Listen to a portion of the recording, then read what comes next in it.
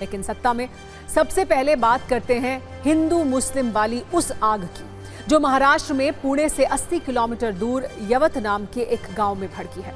हाथ में पत्थर, मस्जिद पर लगातार हमले, जलती दुकानें, जलती गाड़ियां, दौड़ते भागते प्रदर्शनकारी, 2 गुटों में हिंसक झड़प, आंसू गैस के गोले दागती पुलिस, प्रदर्शनकारियों को खदेड़ती पुलिस, नारेबाजी। ये सारे घटनाक्रम बताने के लिए काफी हैं कि आज दोपहर महाराष्ट्र में शिवाजी महाराज के अपमान पर किस तरह महासंग्राम छिड़ गया। सवाल यही है कि आखिर इस हंगामे का चेहरा कौन है?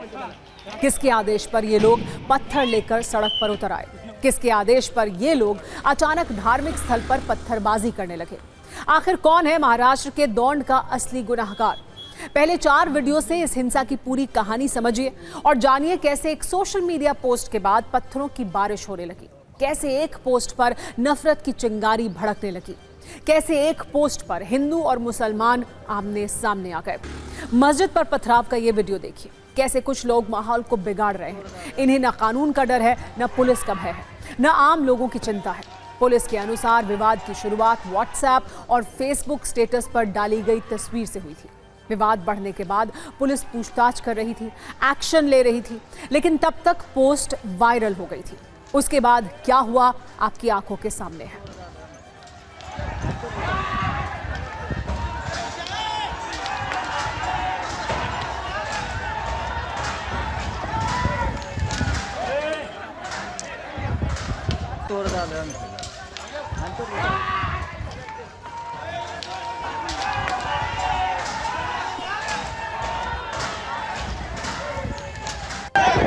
आपको इसी हिंसा का एक दूसरा वीडियो भी दिखाते हैं। इसमें एक जगह 40 से 50 लोग दिख रहे हैं। 2 गुटों में झड़प की ये तस्वीर अब वायरल हो रही है। विवादित पोस्ट के बाद कैसे 2 गुट आमने सामने गए, आप देखिए।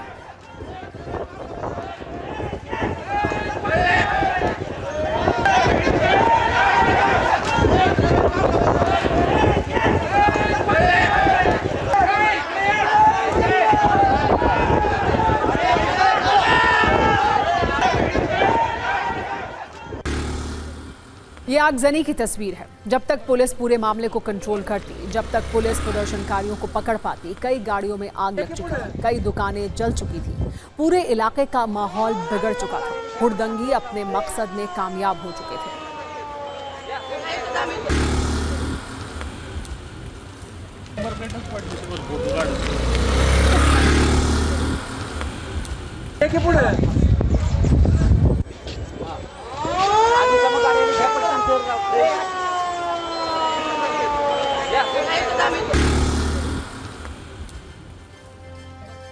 अगला वीडियो पुलिस के एक्शन का है। भीड़ का काबू करने के लिए पुलिस ने आंसू गैस के गोले दागे। आज दोपहर 12 बजे ये पूरा हंगामा हुआ था। कई घंटों की कार्रवाई के बाद तनाव कुछ कम हुआ।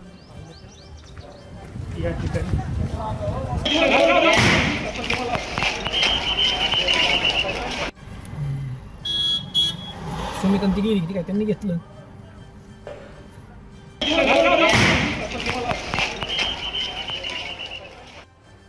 महाराष्ट्र के मुख्यमंत्री ने इस हिंसा पर चिंता जताई है। उन्होंने कहा है कि एक बाहरी व्यक्ति ने आपत्तिजनक स्टेटस डाला था, जिससे तनाव की स्थिति पैदा हुई। लोग सड़कों पर उतर आए। भीड़ को नियंत्रित करने के लिए लाठीचार्ज भी करना पड़ा।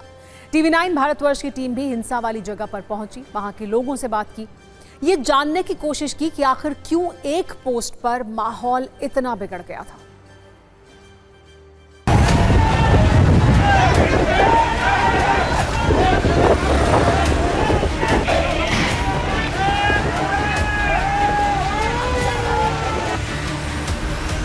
त्या ठिकाणी एक बाहेरच्या व्यक्तीने एक चुकीचं स्टेटस ठेवल्यामुळे आणि त्या ठिकाणी कुठल्या तरी पुजाऱ्याने बलात्कार केला वगैरे अशा प्रकारचं काहीतरी स्टेटस ठेवल्यामुळे तणाव निर्माण झाला आणि लोक रस्त्यावर आले।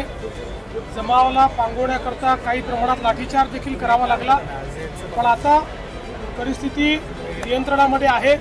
मात्र अशा प्रकारे जाणीवपूर्वक काही लोक तणाव निर्माण झाला पाहिजे अशा प्रकारचे स्टेटस ठेवून किंवा तशा प्रकारच्या घटना या घडवताना त्या ठिकाणी पाहायला मिळत आहेत। त्यांच्यावर कठोर कारवाई ही निश्चितपणे केली जाईल। आज सुबह देखिए इधर ही इस दुकान में जो भीड़ आई थी, उधर बहुत जो दुकान के कांच है वो फटे हुए दिख रहे हैं। कुछ ठिकाने में जो मस्जिद है वो देखिए जो ग्राम पंचायत में नोंद नहीं है, उस मस्जिद को देखिए जो इधर के लोगों ने पार दिया है। आज सुबह से बहुत ही परिस्थिति नियंत्रण के बाहर हो चुकी थी कि ये जो मैसेज था सोशल मीडिया में वो वायरल हो चुका था और गांव में पहले से ही एक थोड़ा तनावपूर्ण कुछ एक हफ्ता पहले को घटना हुई थी, जिसकी वजह से थोड़ा तनाव बढ़ा हुआ था। तो ये मोशन हाइटन होने की वजह से गांव के लोग रास्ते पे आए और उसमें से कुछ यंगस्टर्स ने कुछ जगह पे जाके कुछ स्ट्रक्चर को नुकसान पहुंचाने की कोशिश की, पर इसमें किसी को कोई इंजरी नहीं हुई है और पुलिस प्रशासन जो है इमीडिएटली हमारी फोर्स ने जहां पे रिस्पॉन्ड किया। किसी ने बोला कि ये भी मोमेडियन लोगों की बेकरी है, एक्चुअली बेकरी हमारी है और वो यहाँ पे रेंट पर है। और फिर उन्होंने इस बेकरी को जानबूझ के पत्थर मारा, थोड़ा ये किया और जानबूझ के फिर ये इस तरफ से पतरा फाड़ दिया और अंदर कुछ जलने वाला चीज़ डाल दिया, उससे ये सारा बेकरी जो है हमारा वो जल गया है। आपको ये बता दें कि आज से 6 दिन पहले 26 जुलाई को पुणे में यवत के नीलकंठेश्वर मंदिर में छत्रपति शिवाजी महाराज की प्रतिमा के साथ छेड़छाड़ हुई थी। इसी को लेकर गुरुवार को ही विरोध हो रहा था। आज एक युवक की आपत्तिजनक पोस्ट वायरल हो गई, जिसे हम आपको दिखा नहीं सकते हैं क्योंकि हमारा मकसद सिर्फ सच बताना है। माहौल बिगाड़ने वाले लोगों को मंच देना हमारा मकसद नहीं है सत्ता में। लेकिन आइए अब बात करते हैं अमेरिकी राष्ट्रपति डोनाल्ड ट्रंप की, जो इस वक्त एक डबल रेस दौड़ रहे हैं। उनकी ये रेस ग्लोबल हेडलाइन बन चुकी है। ट्रंप एक तरफ टैरिफ वाली रेस में दौड़ रहे हैं तो दूसरी तरफ नोबेल वाली दौड़ में वो सबसे पहले फिनिशिंग लाइन तक पहुंचना चाहते हैं। इसके लिए वो अपना सब कुछ दांव पर लगाने को तैयार है। लेकिन जैसे एक एथलीट 100 मीटर रेस और मैराथन दोनों नहीं जीत सकता, वैसे ही ट्रंप की इस डबल रेस में भी गड़बड़ होना तय ही मान लीजिए। पहले हम ट्रंप की टैरिफ रेस की बात करेंगे, जिसको लेकर ट्रंप भारत से बहुत नाराज हैं। 25% टैरिफ का ऐलान कर चुके हैं। भारत को लेकर वो सब कुछ कह चुके हैं जो वो कह सकते थे। ट्रंप भारत के खिलाफ सख्त तेवर दिखा रहे हैं तो पाकिस्तान पर बहुत मेहरबान है। पाकिस्तान पर टैरिफ घटाकर 19% कर दिया है। आपको ये लग रहा होगा कि कभी पाकिस्तान को आतंकी देश कहने वाले ट्रंप पाकिस्तान को लेकर इतनी दरियादिली क्यों दिखा रहे हैं। दरअसल पाकिस्तान अमेरिका की ट्रेड डील कोई नया गठबंधन नहीं है, एक दूसरे को ठगने का एक तरीका है।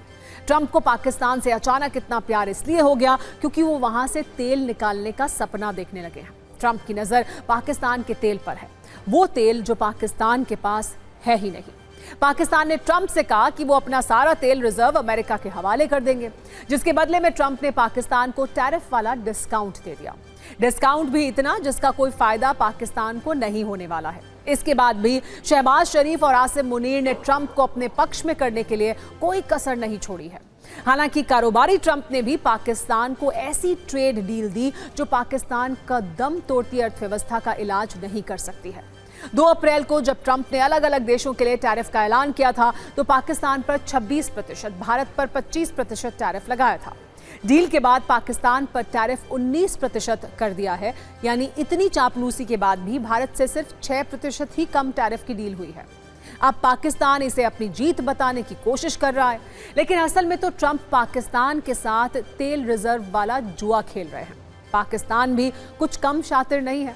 उसने ट्रंप को पाकिस्तान में तेल भंडार के झूठे ख्वाब दिखाए हैं। पैसे के पीछे भागने वाले ट्रंप भी पाकिस्तान का ये झूठ सच मान बैठे हैं। वहीं अमेरिका पाकिस्तान को इस तेल पर कैसे ठग रहा है, ये भी सुनिए। अमेरिका ने पाकिस्तान को भारत के मुकाबले सिर्फ 6% का टैरिफ डिस्काउंट दिया है। अमेरिका को पाकिस्तान का निर्यात भी बहुत कम 33,000 करोड़ रुपए ही है। कम व्यापार के कारण अमेरिका के कम टैरिफ का खास फायदा पाकिस्तान को नहीं मिलने वाला है। ना ही ट्रंप को पाकिस्तान में कोई तेल रिजर्व मिलने वाला है। पुख्ता रिपोर्ट यह है कि पाकिस्तान के पास कोई तेल रिजर्व नहीं है।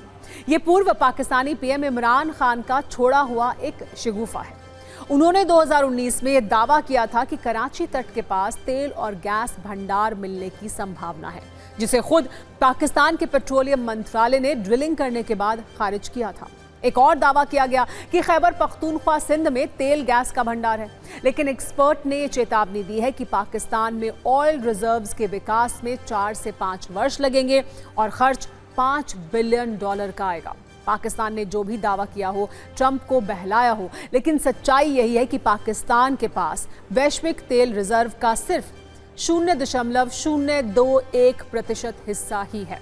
ट्रंप पाकिस्तान से अपने तेल भंडार भरने का जो सपना देख रहे हैं, उनका पाकिस्तान में मजाक उड़ाया जा रहा है। पाकिस्तान में लोग तेल वाले इस झूठ पर ट्रंप और शहबाज सरकार का मजे से कैसे मजाक उड़ा रहे हैं, आप इस रील में देखिए। अमेरिकी राष्ट्रपति ट्रंप को चापलूसी पसंद है। पाकिस्तान के फील्ड मार्शल आसिम मुनीर ने ट्रंप की चापलूसी में कोई कसर नहीं छोड़ी है।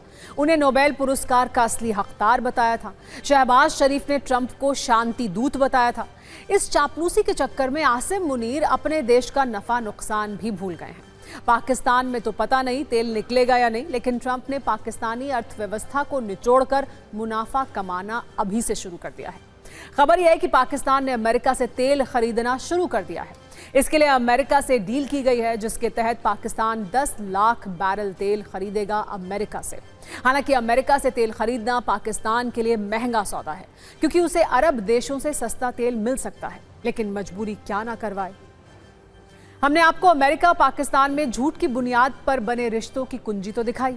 अब आपको ये बताते हैं कि अमेरिका भारत से आखिर चिढ़ा क्यों बैठा है। इसकी पहली वजह यह है कि भारत को अमेरिकी शर्तों पर टैरिफ डील मंजूर नहीं है। भारत को अपने किसानों और छोटे कारोबारियों के हितों का ख्याल है। अमेरिकी दबाव में रूस जैसे पुराने दोस्तों से दूरी नहीं बनाने का संकल्प है। अमेरिकी टैरिफ का भारत पर ज्यादा असर भी नहीं पड़ेगा। अनुमान के मुताबिक ट्रंप टैरिफ का जीडीपी पर सिर्फ 0.2 से 0.5% तक ही असर होगा। यह सच्चाई अमेरिका को भी पता है, इसीलिए ट्रंप के बड़े बड़े मंत्री भारत के खिलाफ नफरत वाली सोच उजागर कर रहे हैं। अमेरिका के वित्त मंत्री ने भारत को लेकर एक ऐसा ही बयान दिया है। अब अमेरिका को कोई समझाए कि भारत ट्रंप को खुश करने के लिए नहीं बैठे है। वैसे ये बात ट्रंप भी अपने दूसरे कार्यकाल में ठीक से जान चुके हैं कि भारत एक टफ नेगोशिएटर है। ये बात और है कि सब कुछ जानते हुए भी ट्रंप अमेरिका का अहित करने वाले फैसले ले रहे हैं। इसका विरोध अमेरिका में भी होने लगा है। पूर्व राष्ट्रपति जो बाइडेन ने ट्रंप को लेकर अमेरिकी लोगों को चेतावनी दी है। ट्रंप की टैरिफ रेस के बाद अब नोबेल वाली रेस की बात करते हैं। ट्रंप दुनिया भर से टैरिफ वसूल कर मेक अमेरिका ग्रेट अगेन का ख्वाब देख रहे हैं, लेकिन ट्रंप की असली चाहत तो नोबेल शांति पुरस्कार पाने की है। वो किसी भी कीमत पर नोबेल चाहते हैं। अमेरिका की पूरी व्यवस्था को उन्होंने इसी काम में लगा दिया है। ट्रंप को ना कूटनीति की परवाह है, ना अर्थव्यवस्था की। नोबेल की चाह में वो आतंकवाद से लड़ाई भी भूल गए हैं। जिन्हें अपना दोस्त कहते थे, उनसे भी मुंह मोड़ चुके हैं, क्योंकि ट्रंप का मकसद अब सिर्फ नोबेल पाना है। ट्रंप जब खुद के लिए नोबेल मांगते मांगते थक गए, तो कल उन्होंने व्हाइट हाउस की प्रेस सचिव कैरोलिन लेविट को आगे कर दिया। उनसे कहलवाया कि ट्रंप ने 6 महीने में 6 युद्ध रुकवाए हैं, नोबेल तो मिलना ही चाहिए। और सत्ता में अब 200 वर्ष तक भारत में दमन करने वाले ब्रिटेन की भारत विरोधी दमनकारी लिस्ट की आइए पोल खोलते हैं। इस पर हमने सत्ता की संक्षिप्त लेकिन विशेष कुंजी तैयार की है, जिसे पढ़ लेंगे तो सारे भ्रम आपके दूर हो जाएंगे। ब्रिटेन की एक संसदीय समिति ने दमनकारी देशों की एक लिस्ट जारी की है। सत्ता के सभी न्यूज मित्रों को हम ये लिस्ट दिखा भी रहे हैं। इसमें भारत का भी नाम है। Transnational repression in the UK नाम की इस लिस्ट में 12 देश हैं। भारत के अलावा चीन, बहरीन, मिस्र, एरिट्रिया, पाकिस्तान, ईरान, रूस, रवांडा, तुर्की, सऊदी अरब और संयुक्त अरब अमीरात इस सूची में शामिल हैं। रिपोर्ट में कहा यह गया है कि कुछ विदेशी सरकारें यूके में रहने वाले लोगों को डराने और उनकी आवाज दबाने की कोशिश कर रही हैं। कमेटी ने यूके में विदेशी सरकारों की एक्टिविटी को मानवाधिकारों के लिए खतरा बताया है और ब्रिटिश सरकार से इस पर कार्रवाई करने की मांग की है।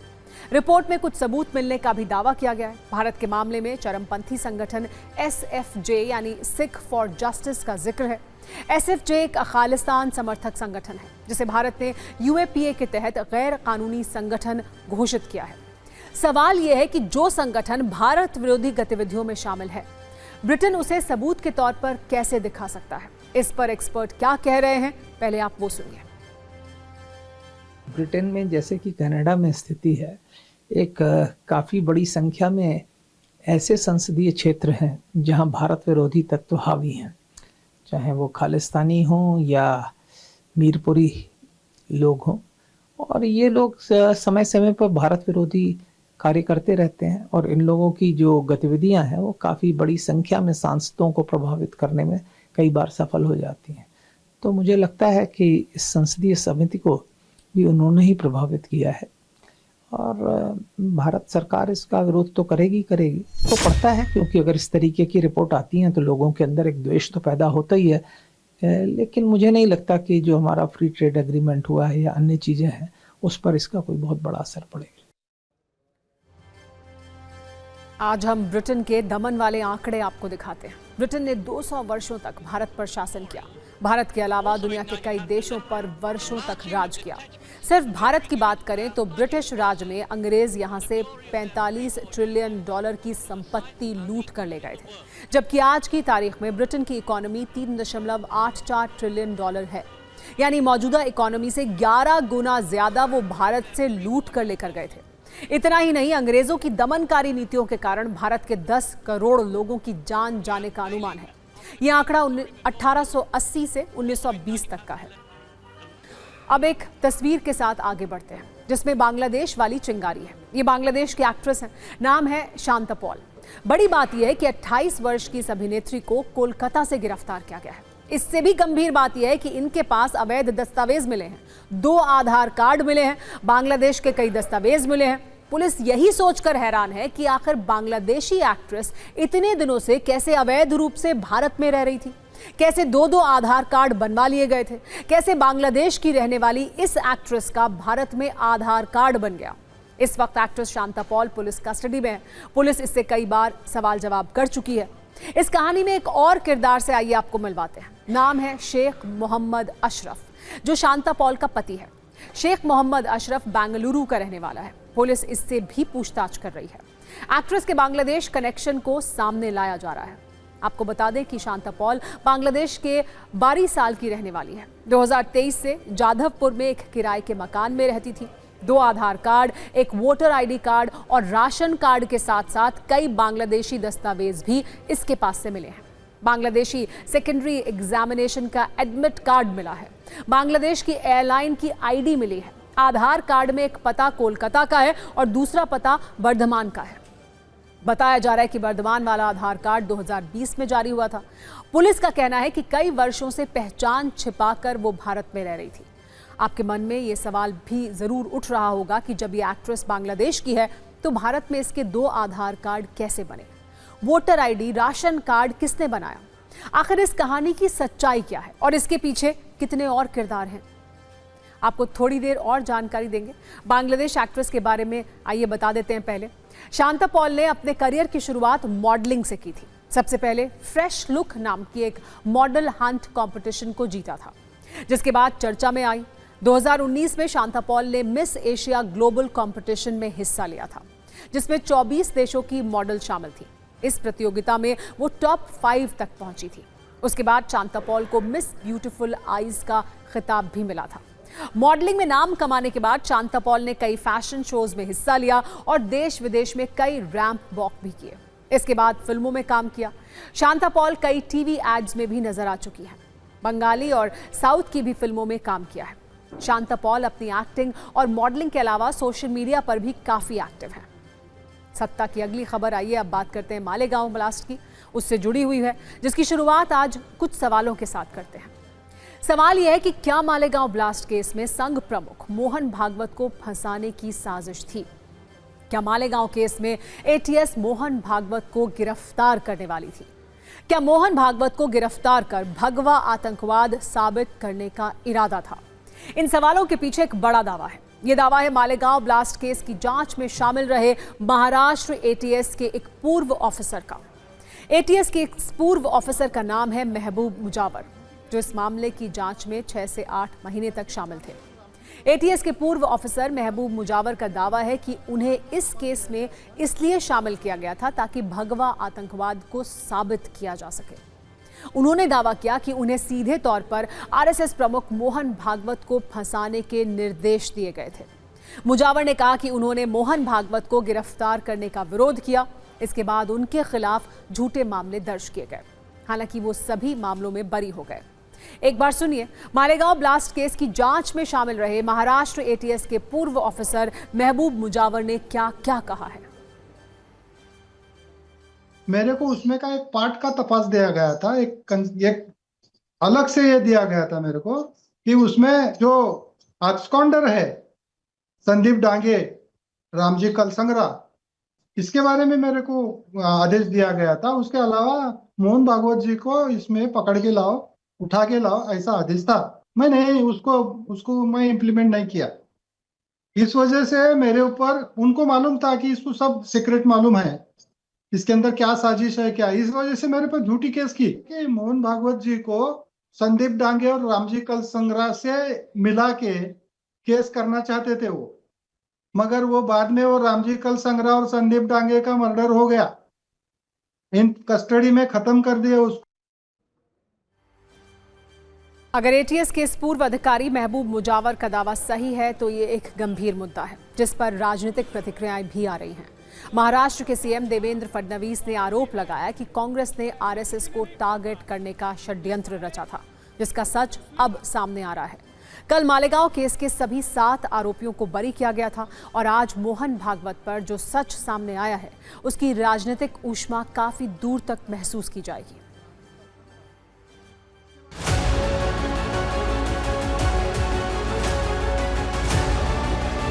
परत दर परत ये जो षड्यंत्र है ये बाहर निकल रहा है।